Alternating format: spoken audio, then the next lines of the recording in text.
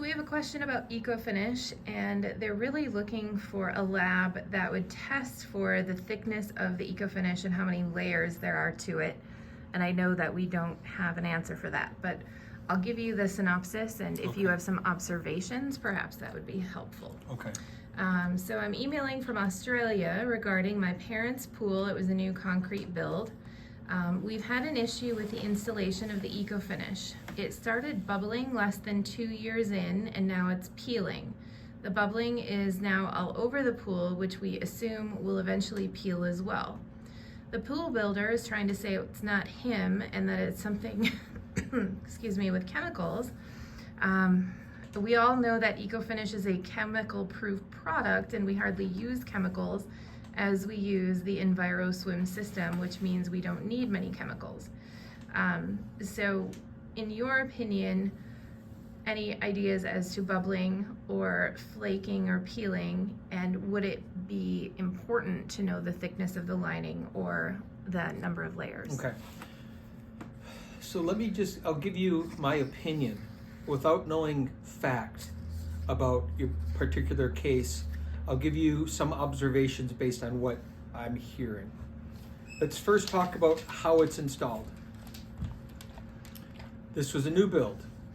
And again, I don't know any of these details. They may all be relevant, and none of them may be relevant. First off, are we talking a pool that was plastered with marcite underneath?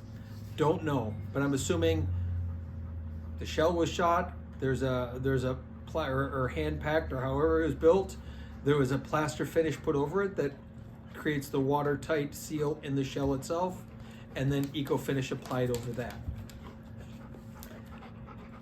First question would be, did that plaster finish cure? Did they wait 28 days before they applied the ecoFinish? Was that wet? Was that plaster wet finished? Was it wet cured?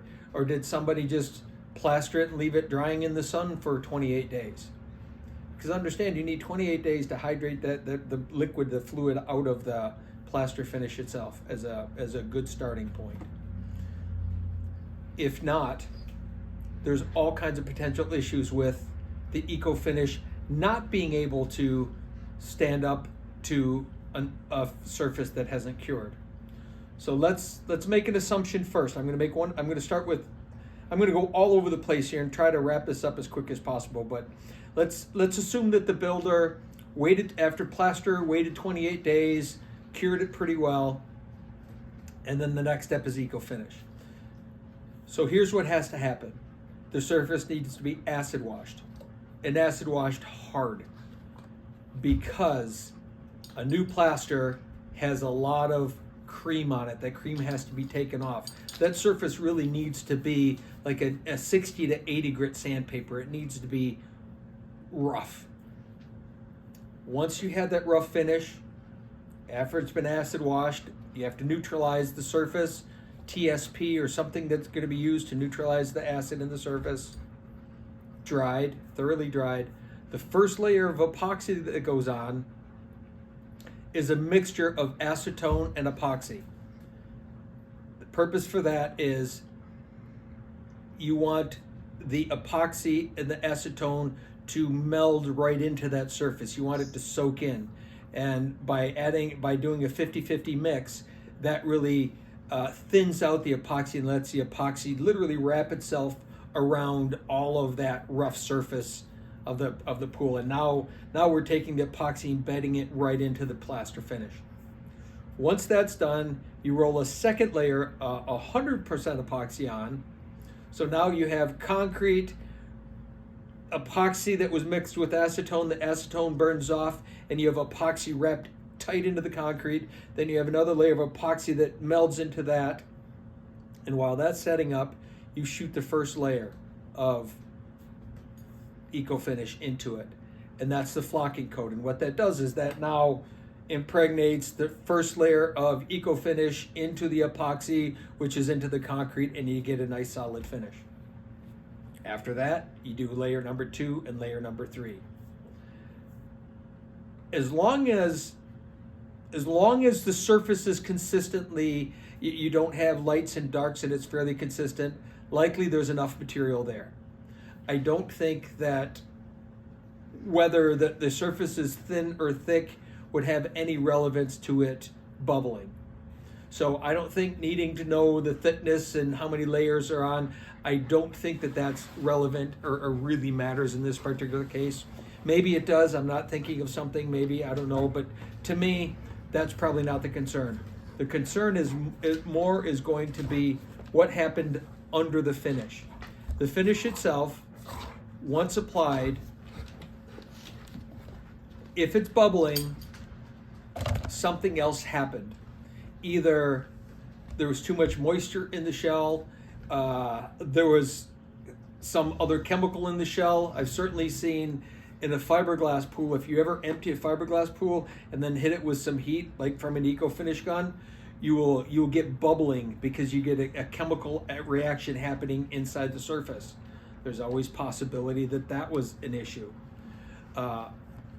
Not likely would it be water chemistry from the outside in, and I have no interest in throwing any one particular person under the bus and saying this is who did it and why they did it. I have no idea. But to me, something happened underneath. There was a step in there, and whose fault, whose whatever, no idea. Not trying to point a finger because I don't know all the scenario. But somewhere in between this shell being shot, the curing of the shell, the curing of the plaster, the etching of the plaster, the cleaning of the etching of the plaster, the 50-50 preparation of the surface, the 100% epoxy, was it mixed properly, was it not? Did they use a red dye or not to assure that they covered it? To the flocking, beyond that, here's now we have all those layers of things if something could have happened, and beyond that, was it windy that day? Was there debris blowing into the pool? Did we, because again, now you're talking an 800-degree flame, and to explain it, there's the powder's coming out of a little hole in the middle. Powder's blowing out. Around that is a series of holes of air. So as this material is being shot out of the gun, there's a protection layer of air coming out, and then around that is gas and flame. Well, there's all kinds of things that can go wrong. Swirling wind. When that swirling wind happens, what happens is you get a thing called ghosting, where the material doesn't heat up enough, it flashes enough to melt, but it doesn't adhere to the surface underneath.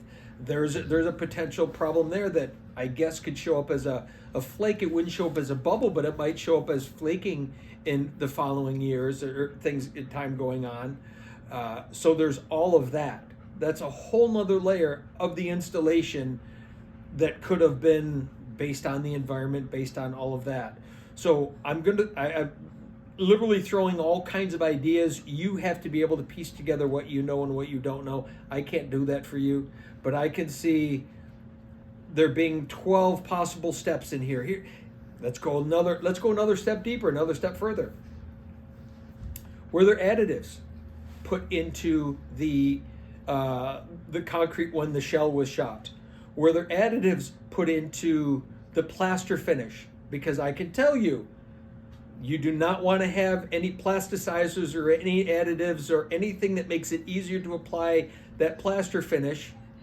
You do not want to have that in there when you then try to eco-finish over that. So that's a whole nother layer. What else was in the mixes? The eco-finish is pretty straightforward. Once all the preparation is done right, the eco-finish itself is pretty straightforward. When eco-finish fails, it fails because something else happened. The material itself is rarely going to fail. It's something else is going to happen in there. And there's, unfortunately, I'm going to tell you from my own personal experience of what I've witnessed, there's no easy way to point a finger at any one thing, unfortunately. It could be a series of 15 things going wrong, or it could be one specific thing, but there is no smoking gun. I can also promise you there is no lab in this world that would be able to, you could send them a sample and they could point to one thing and it caused it. Unfortunately, it's unfortunate. But the reality is there's so many variables and so many factors going into it, and me only knowing a little bit of what you've told, the story you've told, I could create 25 scenarios in my head, and I've tried to give you pieces of all of those as to what could have gone wrong. So hopefully that at least gives you a little guidance towards what could have happened, and then you just need to figure out from there what your action, your next step action is to try to solve it. And all I can really say is at this point is good luck. I hope it becomes easy for you. Unfortunately, I don't think it's going to be easy.